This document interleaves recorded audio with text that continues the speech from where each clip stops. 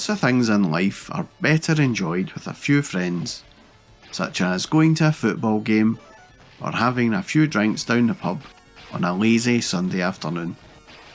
And of course, video games. So when you find a game that you and your mates can get involved in, it's always worth a go. And this was the case with Mercs. Released into arcades by Capcom in early 1990, Mercs was a run-up-the-screen shooter that seen you and two mates shoot anything that walked or moved on wheels, while collecting some interesting weaponry and replenishing lost energy with burgers and ham. Yes, this had all the hallmarks of a Capcom game where vegetarianism was a dirty word, along with mercy and surrender.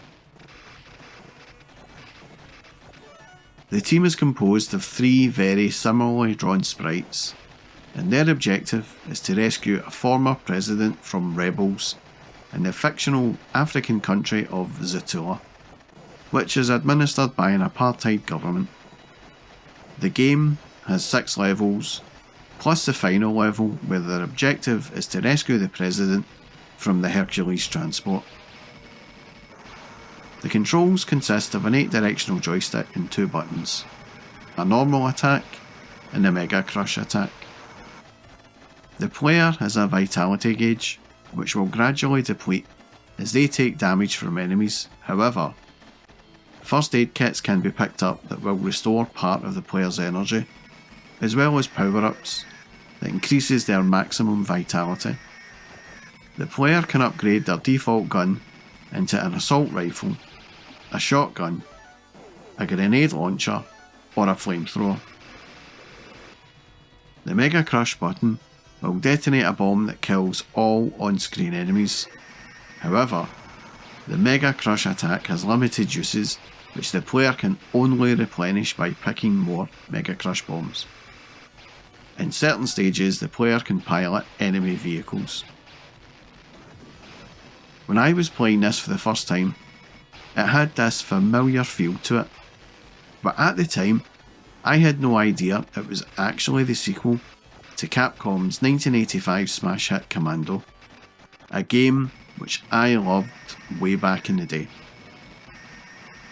It plays a lot like Commando, but it is way much faster and a little bit more forgiving, as this time you have a life bar, but only 1 life unfortunately, but you can't have everything. Your life can of course be replenished with all the aforementioned staples of the Capcom diet, which consists mainly of dead meat and other assorted roasted animal flesh. The visuals are small, very small indeed, but perfectly formed with some average animation on the run, but then again, how well could you animate such small tiny sprites? The same goes for the enemies, but the level bosses seem very big in comparison to the 3 commandos, with them facing off against Harrier jump jets, tanks, and even trains.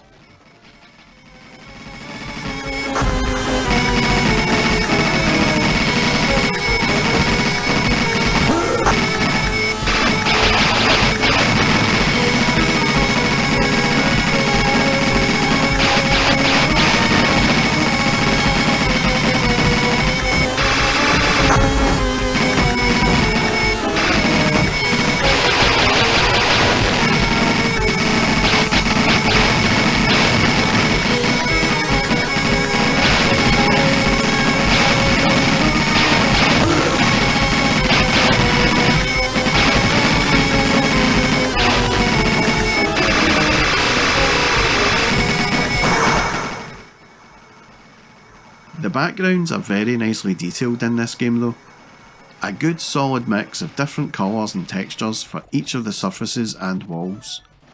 The isometric view used in some of the street sections help create this sense of depth and height to the surrounding areas.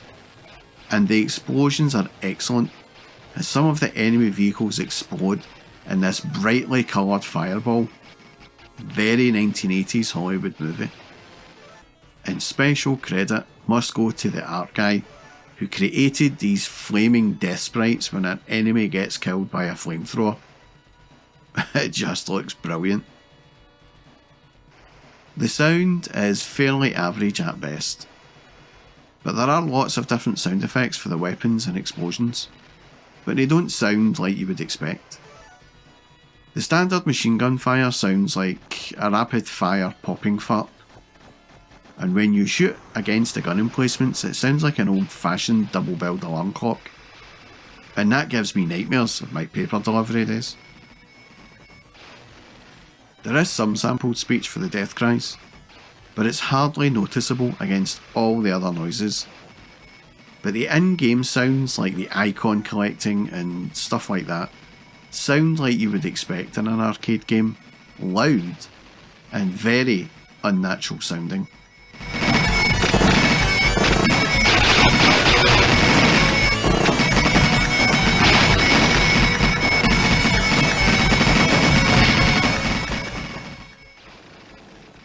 The gameplay is good in a 2 or 3 player situation, as it's lots of fun seeing 3 lunatics just rampaging up the screen, shooting the heck out of anything that moves.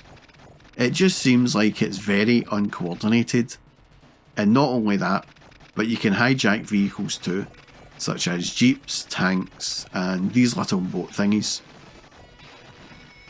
There are better games to spend your money on, but there are fewer games that are such a laugh with mates. In a 1-player mode though, it's a tough game, and it's nowhere near as much fun as it is with a few mates. With a few friends and a few credits, it was a great game to play, but a little short. The day we discovered it, we beat it with only about 3 credits each. But the good laugh it gave us meant we came back to it quite a few times. As I mentioned earlier, it was not obvious it was a sequel to Commando. I only discovered that when I got the Megadrive version.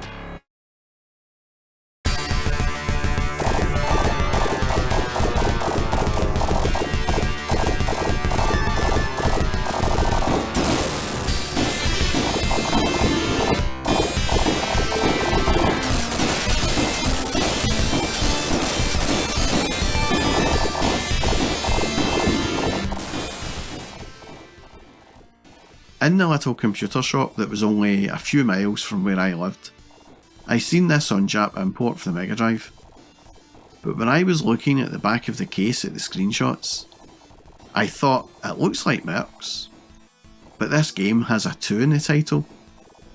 Is this like an unofficial sequel? Capcom were still not officially allowed to port games over to Sega consoles while they still had their license deal with Nintendo. And so I thought this was just a clever title change. Only when I got it home did my mate point out that maybe the 2 in the title was for Commando 2. And it turns out he was right. Anyway, upon playing it for the first time in a Megadrive, the disappointment set in immediately. It was only a 1-player game. Something I failed to notice on the box art. And as I said about the arcade, it was a great game with friends, but it's pretty dull on your own.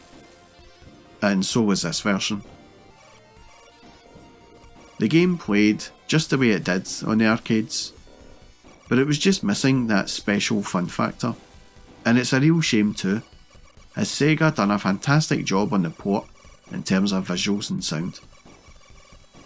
Graphically, it is very close to the arcade original, and the small sprites are, well, still small, but they were not massively reduced for the home console version, and all the detail on the enemy tanks, jeeps, buildings, it's all there too, complete with the nice explosion effects. The sound is pretty close to the arcade as well, which doesn't really say much, but it served its purpose, I suppose. It's just a real shame the 2-player was not included. Now, when I got my Super Famicom, my Megadrive mates ripped me a new one constantly about Final Fight. Oh, it's not the same game. It's only a 1-player. It's got lots of slowdown. But so has this version of Mercs on the Megadrive.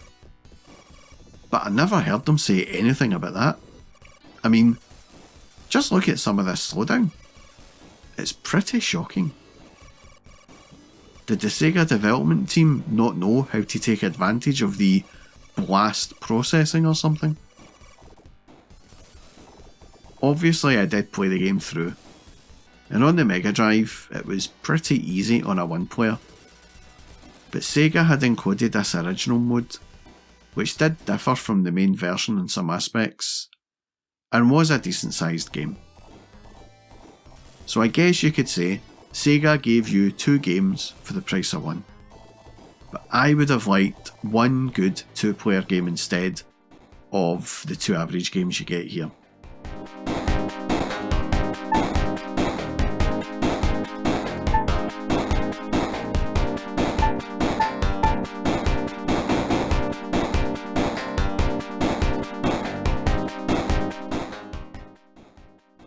The home port of Mercs on the Mega Drive was ultimately a disappointment, purely on the removal of the 2-player mode, and it just shows what a difference the inclusion of a multiplayer can actually make to a game.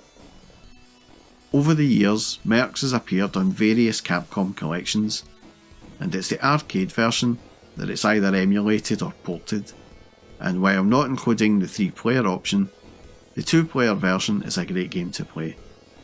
And of course, there is always MAME. All I need now are the mates to play it with, as trying to convince them to play old school games is becoming harder every year now. But that was my look back at Mercs. If you liked this video, then please do give me a sub and a thumbs up, or maybe even a comment or two below about your memories of Mercs. And a massive thank you to all of those who have subscribed and commented on my channel. Your feedback really does go a long way in helping the channel grow, and I do appreciate all of you. So thank you from me. And that's all from me, folks. Thanks for watching.